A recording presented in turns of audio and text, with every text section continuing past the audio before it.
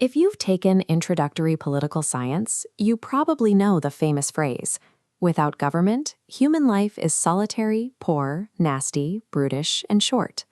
The standard textbook summary usually stops right there.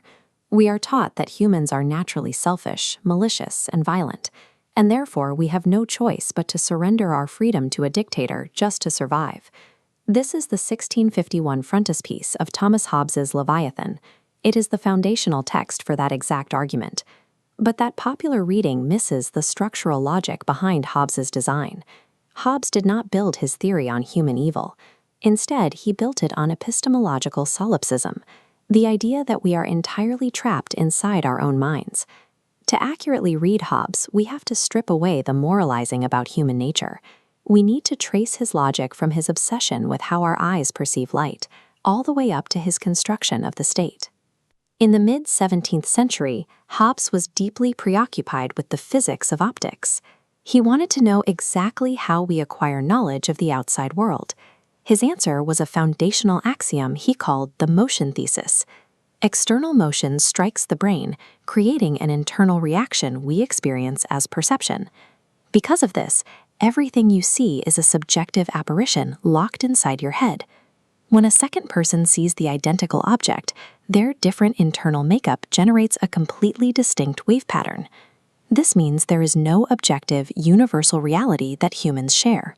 We are biologically incapable of experiencing the same world. This inescapable isolation is the true source of human conflict in Hobbes's philosophy. We aren't fighting because we are inherently malicious. We are fighting because we are trapped in separate realities. This epistemological trap inevitably creates absolute moral relativism.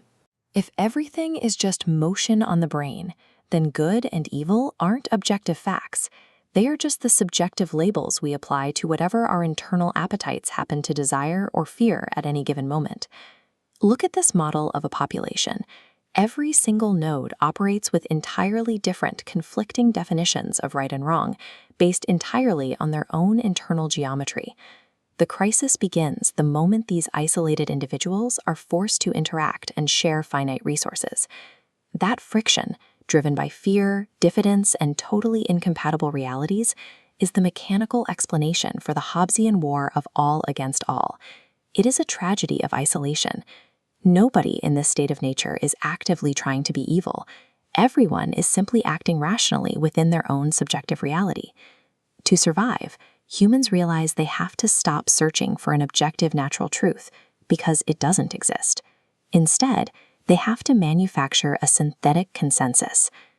The state of nature is an epistemological crisis, and the only way out is to engineer a totally artificial political agreement.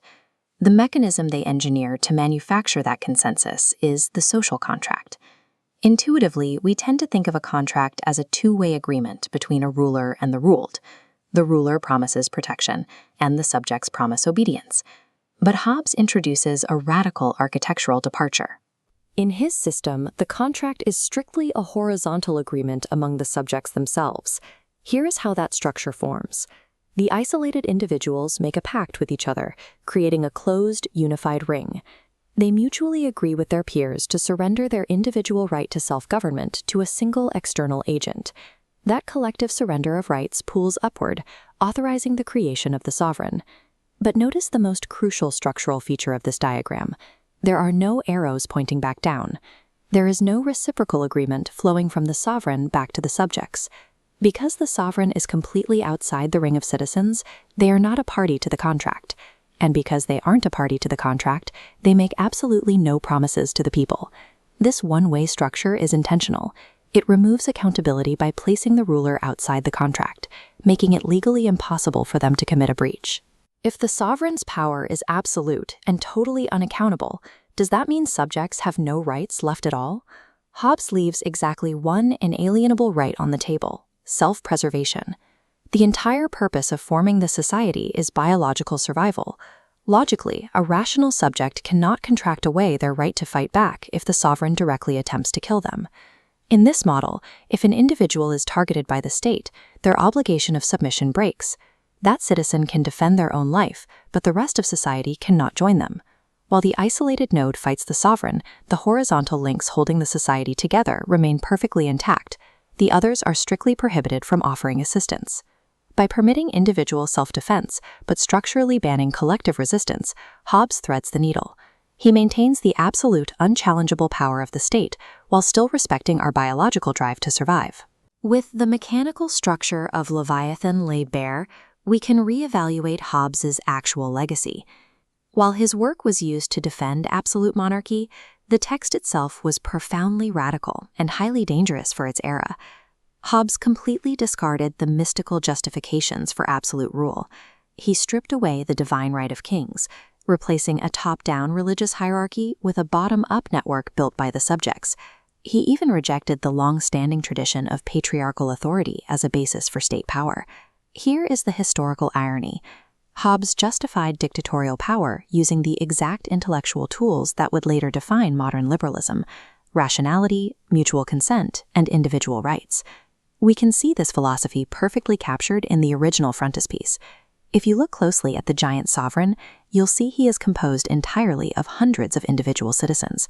He proved that a king's legitimacy doesn't come from God. It comes from the mechanical, isolated nature of human perception, which forces us to build an artificial God just to keep ourselves from tearing each other apart.